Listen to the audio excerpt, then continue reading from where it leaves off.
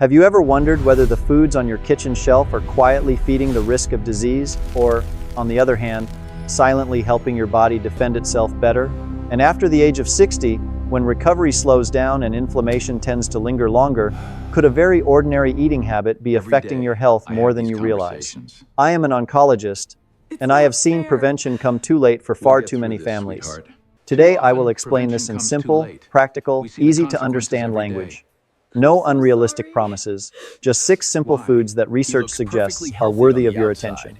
Many people miss this until the damage has already built up. Stay with me, and I will show you which common eating habit is quietly reducing some of those benefits. Welcome, and thank you for being here. This matters even more when age makes your body less able to tolerate mistakes. That is a hard truth to hear.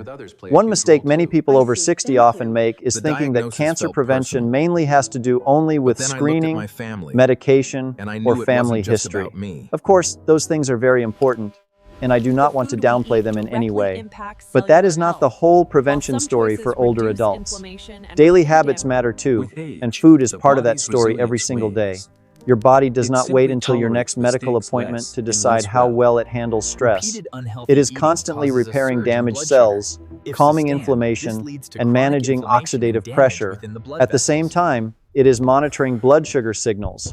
When those signals stay out of balance over and over again, the environment inside the body gradually becomes less protective over time. After 60, recovery is slower, and resilience is not as strong or as quick as it once was. Physiological reserve is lower too, especially after years of strain on the body. That means small choices, repeated every day, matter more than most people think. That is why I wish more medical visits had enough time to talk about this quiet but very important prevention conversation. Most appointments are quite short, and patients usually want clear answers to the urgent problem right in front of them. Doctors have to focus on scans, symptoms, pathology, medications, and urgent decisions.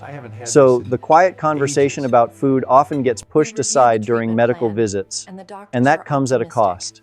Food is not a cure, and it is not an absolute guarantee. But long-term eating habits can influence inflammation, metabolic burden, and the protective systems that help the body manage cellular damage. That deserves serious attention from older adults if they want prevention to feel practical, clear, and worth doing. If cancer has ever touched your family, you understand why this subject feels personal in a way statistics can never fully capture. It stays with you for a very long time. Once you have seen cancer enter your family, it is no longer just a concept. It becomes a face sitting across the dinner table, a treatment plan, or a silence left behind in the house afterward.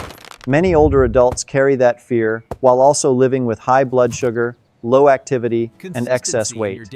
Along with many years of convenient eating, some people feel fine, so they assume the risk must also be low. Others are not so sure, and that unease can weigh on them for years.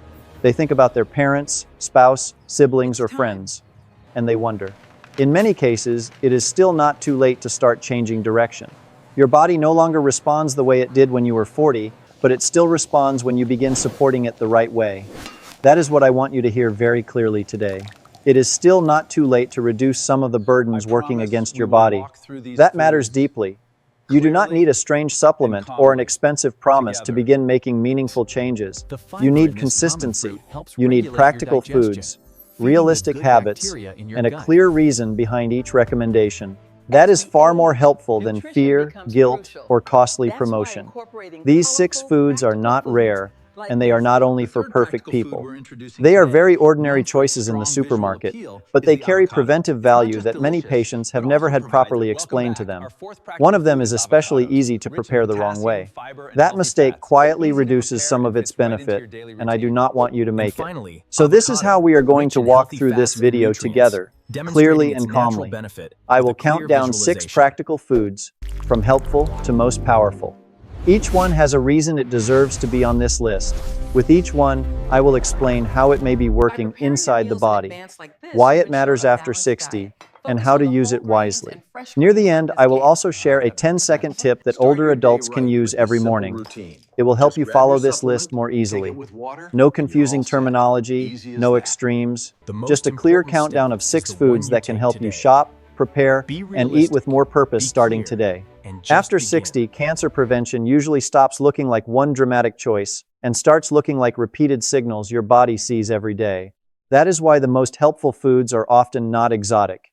They lower inflammatory pressure, support repair, steady the gut environment, and help aging cells behave less chaotically over time. So let's count down from 6 to 1, and let's do it the practical way.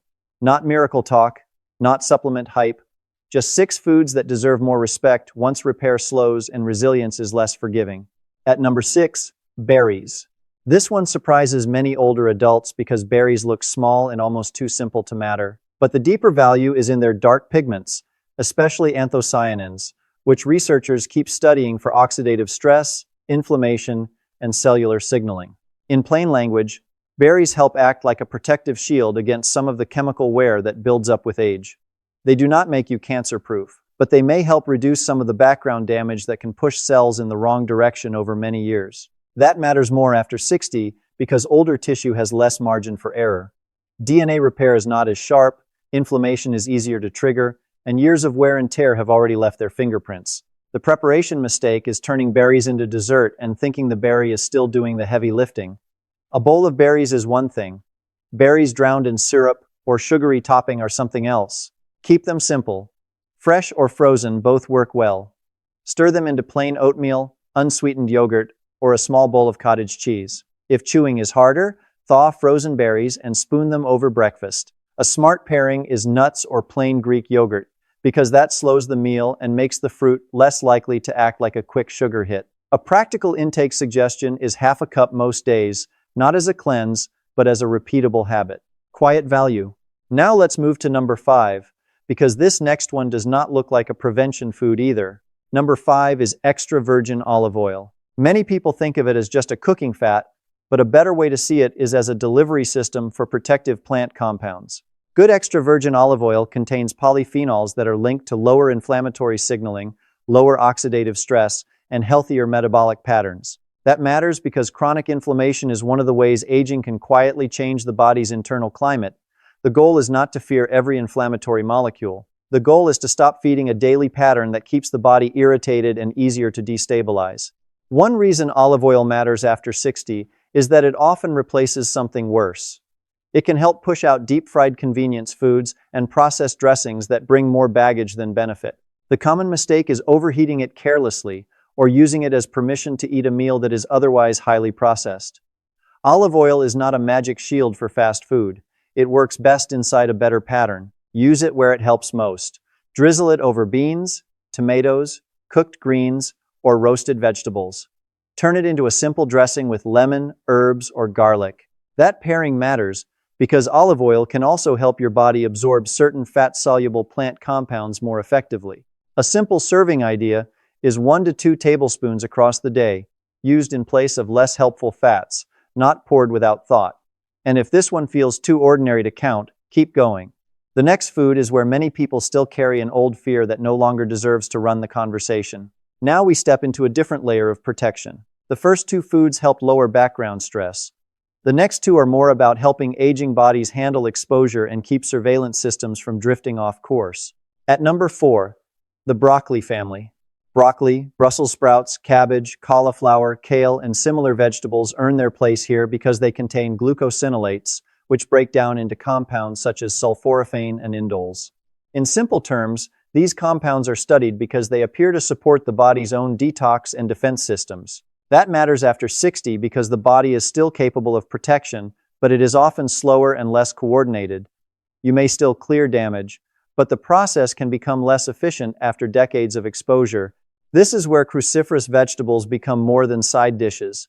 They help the body do better housekeeping. Not perfect housekeeping, better housekeeping. The preparation mistake is either barely eating them at all or destroying the texture and flavor until they become something you avoid. Overboiling them into a gray, sulfur-smelling memory is one reason people give up too early. A better move is light steaming, quick sautéing, roasting, or finely shredding cabbage into slaw. Those methods make them easier to eat consistently, which matters more than forcing huge portions for a week and then quitting. A useful pairing is olive oil and garlic, or broccoli with beans and lemon. That gives you flavor, satiety, and a broader mix of plant compounds in the same meal. You do not need mountain-sized servings. A half cup to 1 cup several times a week is a practical beginning. And when older patients tell me they do not like health foods, this is often one of the first places we work on texture, not theory. If a food never makes it to your fork, it does not matter how promising it looks on paper. At number 3, soy foods. This one is underused and sometimes unfairly feared. Many adults over 60 still hear the word soy and assume it must be risky, especially if they have ever heard loose talk about hormones. But whole soy foods are very different from internet myths and very different from concentrated supplements. Foods like tofu, edamame, tempeh, and unsweetened soy milk bring protein, fiber in some forms, and isoflavones that are being studied for roles in inflammation, cell signaling, and hormone-related pathways. More importantly, soy foods often help people replace more processed meats or heavy convenience proteins. That swap matters after 60. Aging muscles need protein, yes, but prevention is not just about adding protein. It is also about choosing sources that do not drag in as much saturated fat, processing, or salt. The common mistake is buying soy in its most ultra-processed form and calling that healthy. Sweet soy drinks, fried mock meats, and soy supplements are not the same conversation as tofu, edamame, or tempeh. Keep it simple. Add tofu to a vegetable stir-fry.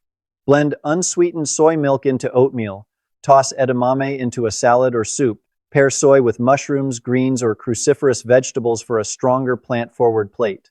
A practical intake suggestion is a few servings a week, not because soy is magical, but because it gives older adults one more realistic way to build meals around protective patterns instead of reactive ones. Before we reach the top 2, there is one preparation mistake almost everyone underestimates. Sometimes the food is not the whole story. Sometimes the way you unlock the food matters just as much. That is exactly why the next item climbs so high on this list. At number 2, tomatoes. Tomatoes look common because they are common, but that can make people miss what is valuable about them, especially when you look at lycopene, the red carotenoid that has been studied for antioxidant effects and possible cancer protective associations. Here is the part many people miss. Tomatoes often become more useful when they are processed gently, not when they are treated only as raw salad decoration. Cooking breaks down the plant matrix, and combining tomatoes with fat helps the body absorb lycopene more effectively. That is a major reversal. A raw tomato is still a good food, but tomato sauce, cooked tomatoes, or tomato paste used wisely can sometimes deliver this compound in a more available form. Why does this matter more after 60? Because aging bodies are dealing with more oxidative wear, more chronic low-grade inflammation, and, in many people, more metabolic friction. You want foods that do more than sit on the plate and look healthy. You want foods your body can actually use well. The mistake is pairing tomatoes with ultra-processed meals and assuming the tomato cancels the rest. Ketchup on fast food is not the point. Sugary bottled pasta sauce is not the point either. The better move is a simple cooked tomato base with olive oil, onions, herbs, and beans, or tomatoes simmered into soup with lentils and greens. One older patient once told me he thought prevention meant expensive powders until he learned that cooked tomatoes with olive oil were doing more for him than the products in his cabinet. That correction is practical. Try tomatoes several times a week in cooked form, especially when they help you replace heavier processed foods, because the number 1 food on this list works best when it lands in that same practical, repeatable pattern. Now, the strongest part of the countdown. The food at number 1 is not glamorous. It will not trend like a supplement. It does not sound elite, but if I wanted one category to show up in an older adult's week again and again, this would be hard to beat. Number 1 is beans and lentils. Black beans, chickpeas, lentils, cannellini beans, kidney beans, split peas. These foods are loaded with quiet value that gets underestimated because it does not look exciting on a label. Their strength starts with fiber, but it does not end there. Beans and lentils also bring resistant starch, minerals, plant protein, and polyphenols. In plain language, they help feed better gut bacteria, support a healthier colon environment, improve fullness, and make blood sugar and weight control easier for many people. That combination matters deeply after 60. Cancer prevention is not just about one nutrient attacking one bad cell. It is about shaping an internal environment that is less inflamed, less erratic, and less friendly to long-term damage. This is exactly where beans shine. They help the gut produce short-chain fatty acids such as butyrate. And that matters because the colon lining is one of the places where food choices keep sending messages every day. They also tend to lower the speed of a meal, which means less metabolic turbulence after eating. Older adults often need that double benefit. Many are dealing with slower digestion, creeping insulin resistance, abdominal weight gain, or a history of convenience meals. Beans address several of those problems at once without pretending to be a cure. The usual mistake is avoiding them because of one bad experience, or preparing them in a way that adds too much sodium, sugar, or processed meat. Baked beans loaded with sugar are not the same as lentil soup. Canned beans can still be useful, but rinsing helps reduce excess sodium. Another mistake is treating beans as a side note instead of a true anchor food. If they only appear as 3 decorative spoonfuls beside a pile of processed meat, you miss the point. Build around them instead. Lentil soup with tomatoes and greens, chickpeas tossed with olive oil and herbs, black beans with cabbage slaw and avocado, white beans with garlic, onions, and cooked tomatoes. Those meals are not trendy, they are strategic. And they give older adults something many prevention messages fail to give: a sense that ordinary food still matters. That matters emotionally too. I have had patients in their 70s tell me they assumed meaningful prevention had already passed them by. What changed their mindset was not a lecture. It was realizing they still had daily control over what their gut sees, what their blood sugar does, and what kind of inflammatory pressure they create meal after meal. That is why beans and lentils rise to number 1 for me. Least glamorous, most convincing. The science is not built on fantasy, and the habit is not built on perfection. Here is your 10-second tip. Before any lunch or dinner, ask one fast question. Where is the bean, lentil, or other real fiber anchor? If the plate has none, add half a cup. That quick scan helps shift the whole meal away from empty starch and toward a gut protective pattern. Do that often enough, and your meals start changing without a complete life overhaul. And that is the deeper message behind all 6 foods. Berries protect against quiet wear. Olive oil lowers friction and helps useful compounds land better. Cruciferous vegetables support defense and detox pathways. Soy offers a safer, plant-forward protein route than many people realize. Tomatoes become stronger when prepared wisely. And beans and lentils help shape the internal environment where long-term risk can either rise or calm down. None of these foods is a promise. Together, they are a direction. After 60, direction matters more than drama. So when you step back and look at this list, the bigger message is not that 6 foods can perform a miracle. It is that simple foods can keep sending your body better instructions even later in life. That is the part many people miss. Cancer prevention after 60 is not only about fear, family history, or waiting for a screening appointment. It is also about the daily environment you create inside your body through inflammation, blood sugar control, gut health, repair support, and the quality of the foods you repeat most often. And I want to say this clearly to anyone watching in their 60s, 70s, or beyond. Not too late. You are not disqualified from prevention because the calendar moved forward. Aging may reduce resilience, but it does not erase the value of better choices. In many cases, it makes those choices matter more. That is why this conversation is really about dignity as much as disease. Better food choices can mean steadier mornings, more independence, less metabolic strain, better energy for walking, cooking, seeing family, and staying present in your own life. Start small. Pick one food from this list and make it easier to repeat this week. Then build your pattern from there. Consistency is stronger than intensity. You do not need a perfect pantry overnight. You do not need expensive powders or fear-based rules. You need a calmer pattern that you can actually repeat and trust. If this helped you, please share it with someone over 60 who may need a calmer, more useful message about prevention. Subscribe if you want more practical, evidence-aware health guidance in plain English. And comment with the first food you will add, or the one you realize you have been preparing the wrong way. Thank you for spending this time with me. Take care of your body, protect your routines, stay curious about the small things you repeat, and remember, the goal is not just more years, but better years, with more presence and life inside them. I'll see you in the next one.